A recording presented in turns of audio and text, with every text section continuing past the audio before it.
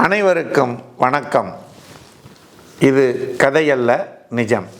பழம்பெரும் தேசபக்தரும் தியாகியுமான ஸ்ரீ வைத்தியநாத ஐயர் அவர்களுடைய தேச சேவையை, மக்கள் சேவையை நாம் இன்றைக்கு பார்க்க இருக்கிறோம். பெண்கள் அனைவருக்கும் வணக்கம். மாதவிலக்கு காலங்களில் ஏற்படக்கூடிய வயிற்று வலிக்கு நிரந்தரமாக தீர்வு தரக்கூடிய வர்ம சிகிச்சை சர்வம் ஹெல்த் கேரில் ஒவ்வொரு சனிக்கிழமையும் காலை 10 மணி முதல் 2 மணி வரை இலவசமாக தரப்படுகிறது. இந்த வாய்ப்பினை அனைவரும் பயன்படுத்தி நலமடைய அன்போடு அழைக்கின்றோம். வைத்தியநாத ஐயர் அவர்களை பட்டியலின சகோதரர்களின் தந்தை என்று கூறினால் மிகையாகாது. அது எப்படி என்பதனை நாம் இந்த காணொளியிலே காணப்போகின்றோம். நண்பர்களே,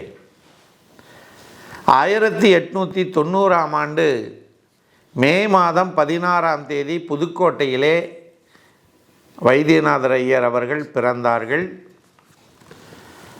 அவர் வளருகின்ற பொழுதே தேச உணர்வோடும் மக்கள் சேவையிலே ஆர்வத்தோடு வளர்ந்தார்கள். சிறு வயதிலே அவர் படிக்கின்ற படிப்பிலே மிகவும் சிறப்பாக படித்து கல்வி உதவித்தொகையினை பெற்றார்கள். அவர்கள் பெற்ற அந்த உதவித்தொகையினை வைத்து கல்லூரி படிப்பையும் சட்டப்படிப்பையும் படித்து முடித்து மிகச்சிறந்த வழக்கறிஞராக தமிழகத்திலே திகழ்ந்தவர்கள். அப்படிப்பட்ட வைத்தியநாதர் ஐயர்கள் பிரசிடென்சி கல்லூரியிலே படிக்கின்ற பொழுது கடற்கரையிலே திலகர் திடலிலே சுதந்திர போராட்ட தியாகியான பிபின் சந்திரபால் அவர்களுடைய கூட்டம் நடந்தது. அதிலே அவர் சுதந்திர வேட்கை ஒவ்வொருவர் மனதிலும் பொங்கி எழுகின்ற வகையிலே உரையாற்றினார்கள். அந்த கூட்டத்திற்கு சென்றிருந்த வைத்தியநாதர் ஐயர் அவர்களுடைய உள்ளத்திலே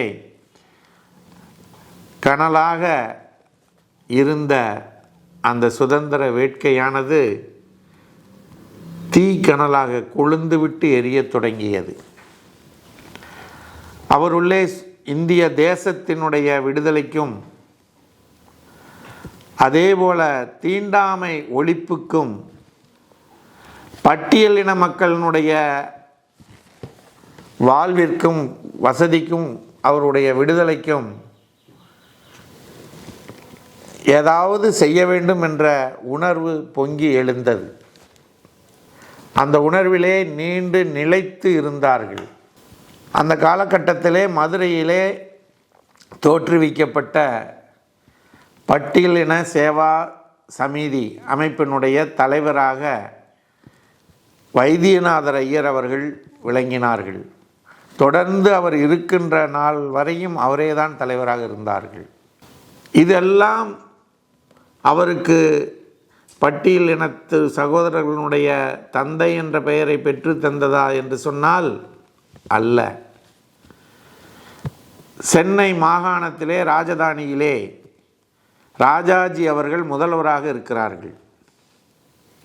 சென்னை ராஜதானி அப்படின்னா இன்னைக்கு இருக்கிற தமிழ்நாடு அல்லங்க.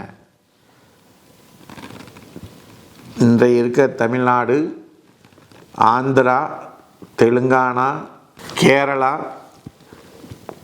மகாராஷ்டிராவில் பாதி, ஒரிசாவில் பாதி, இவை எல்லாம் சேர்ந்தது தான் சென்னை ராஜதானி.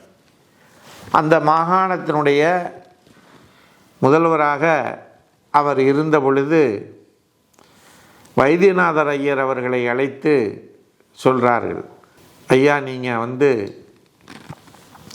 பட்டியலின சகோதரர்களை மதுரை மீனாட்சியை தரிசிப்பதற்கு அழைத்து செல்ல வேண்டும் என்று சொல்லுகிறார். இந்த இடத்துல நாம் யோசிக்கணும். எந்த இனத்தை பட்டியலினத்துக்கு எதிரானவர்கள், இந்த சமூகத்திற்கு எதிரானவர்கள் என்று திராவிடக் கழகம் பெரியார் தொடர்ந்து சொல்லி தன்னை பெரிய மனிதராக மாற்றிக்கொண்டாரோ அந்த இனம் ஐயர் இனம்தான் பட்டியலினத்திற்கு உறுதுணையாக நின்றிருக்கிறது. அப்படி உறுதுணையாக நின்றதிலே முதலிலே மூதறிஞர் ராஜாஜி அவர்களும் வைத்தியநாதர் ஐயர் அவர்களும் ஆவார்கள். ராஜாஜி அவர்களுடைய அந்த கோரிக்கையினை ஏற்று அமைச்சர் கக்கன் மற்றும் பல்வேறு பட்டியலின தலைவர்கள் மக்களோடு மதுரை மீனாட்சி அம்மன் கோவிலுக்குள்ளே அவர்களை அழைத்து சென்று மீனாட்சி அம்மனை தரிசிக்க வைத்தார். இதுதான் முதல் கோவில் பிரவேசம். பட்டின பிரவேசம் போல கோவில் பிரவேசம், பட்டியலின மக்களினுடைய கோவில் பிரவேசம் யாரால் நடந்தது என்று சொன்னால் வைத்தியநாதர் ஐயரால் தான் நடந்தது. மதுரை தந்த மாணிக்கம்.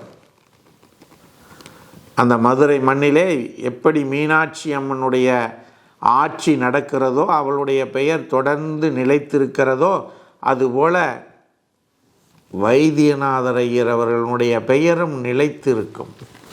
இப்படி பட்டியலினத்தினுடைய மக்களினுடைய வளர்ச்சிக்காகவும் அவர்களுடைய உரிமைக்காகவும் தீண்டாமையை ஒழிப்பதற்காகவும் தொடர்ந்து தன் வாழ்நாள் முழுவதும் போராடி வந்த வைத்தியநாதர் ஐயர் அவர்கள் 1955ஆம் ஆண்டு பிப்ரவரி மாதம் 15ஆம் தேதி அமரத்துவம் பெற்றார்கள். அவர் இந்த மண்ணை விட்டு மறைந்தாலும் அவரை மறக்காமல் நாம் கொண்டாட வேண்டும். அதுவும் குறிப்பாக பட்டியலின மக்கள் அவரை சிறப்பாக கொண்டாட வேண்டும். அவருக்கு ஒரு நினைவு சின்னம், நினைவு இடம் அந்த பட்டியலின மக்களினுடைய முயற்சியோடு தமிழக அரசாங்கம் செய்ய வேண்டும் என்று கேட்டு வாய்ப்பளித்த சர்வம் மற்றும் யோகம் யூடியூப் சேனலுக்கு நன்றி கூறி விடைபெறுகிறோம். நன்றி, வணக்கம். சர்வம் யூடியூப் சேனல் நேயர்களுக்கும் சப்ஸ்கிரைபர்களுக்கும் ஓர் இனிப்பான செய்தி. இனி வாரந்தோறும் உங்களினுடைய உடல் மனம் சம்பந்தப்பட்ட சந்தேகங்களுக்கும் கேள்விகளுக்கும் டாக்டர் ஸ்ரீ நித்ய சர்வானந்தா அவர்கள் நேரடியாக பதில் கூற உள்ளார்கள். ஆகவே உங்களுடைய சந்தேகங்களையும் கேள்விகளையும் கீழே கமெண்டிலே பதிவிடவும், உங்களுடைய பெயரும் முகவரியும் குறிப்பிடவும்.